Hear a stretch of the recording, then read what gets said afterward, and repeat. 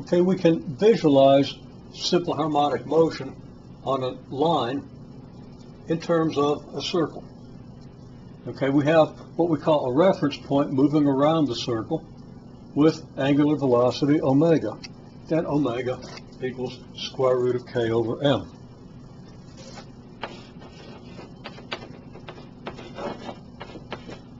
So whatever the restoring force constant for a given oscillator and whatever its mass, we can determine the angular velocity of the point around the reference circle. Okay, now the reference point on this circle that I've sketched here is this point in orange. So we imagine this orange point moving around the circle at angular velocity omega. The radius of the circle is going to be the amplitude of the motion. Okay, if we have a small motion like this, well, that's an amplitude, I would say, around 10 centimeters. Okay, if it's a much bigger motion, then the amplitude might be 20 or 30 centimeters. If it's a much bigger oscillator, it might be several meters. And you can have systems of just about any size. Okay, now, I've just depicted this point at some random point on the circle, and I've got what I call my R vector, okay, my position vector. It's just a vector from the center of the circle out to that point. So as the point moves around the circle, the vector moves around like the hand of a clock. It's moving in the counterclockwise direction, but that's okay. Okay, so I'm going to also kind of color code this R vector as such. Okay, now we assume that we start at this position. It's not necessary to assume that, but for simplicity, while we're getting used to the model, we're going to make that assumption, and we're not going to go outside of that assumption in the general college physics or principles of physics course. Okay, so if we start here, then theta is, of course, well, our angle, the angle of our R vector would be 0, because we measure the angle with the positive x-axis, and we measure it in the counterclockwise direction. Okay, now if omega is positive, so that we're moving in the counterclockwise direction, then after time t, we will have moved through angle theta equals omega t. So this angle here is our angle theta, and that's omega times t, our number of radians per second multiplied by our number of seconds. So R is at position, or at makes angle theta equals omega t with the positive x-axis.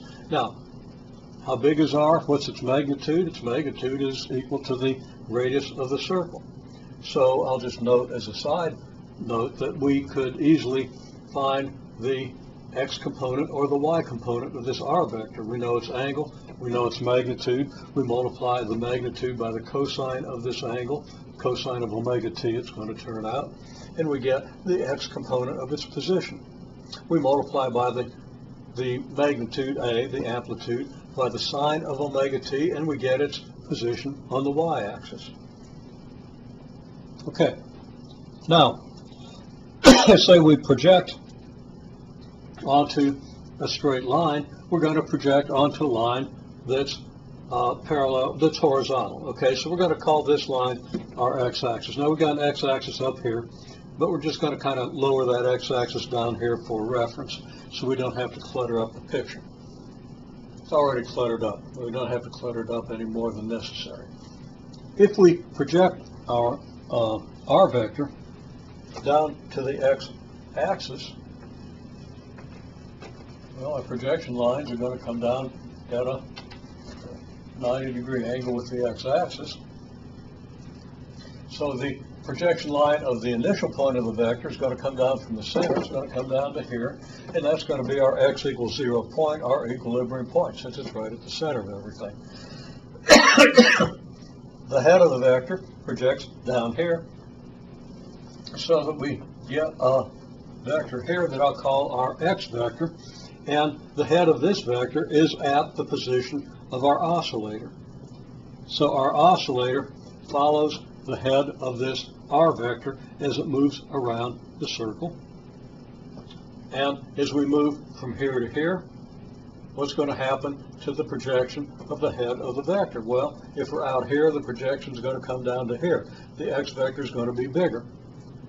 If the vector comes to here, if our reference point is here, our vector will go from here to here, and will project down to this position. Now, here, this is as far as we can get to the left, if you wish.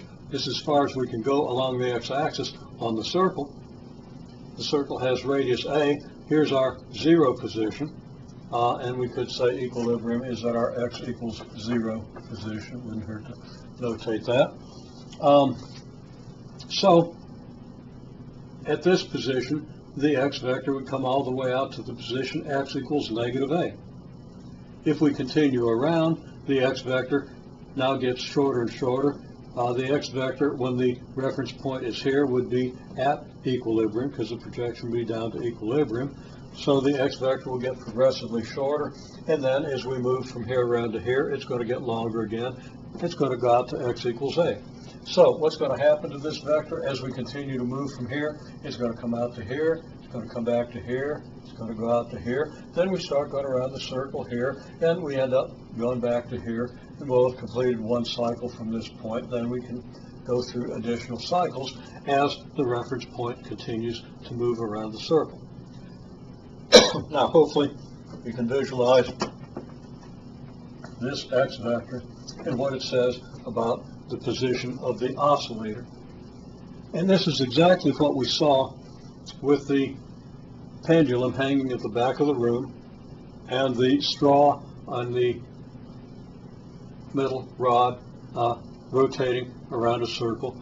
The straw stayed right in front of the pendulum. So if this is the pendulum, I've got a washer right here, so here's our pendulum.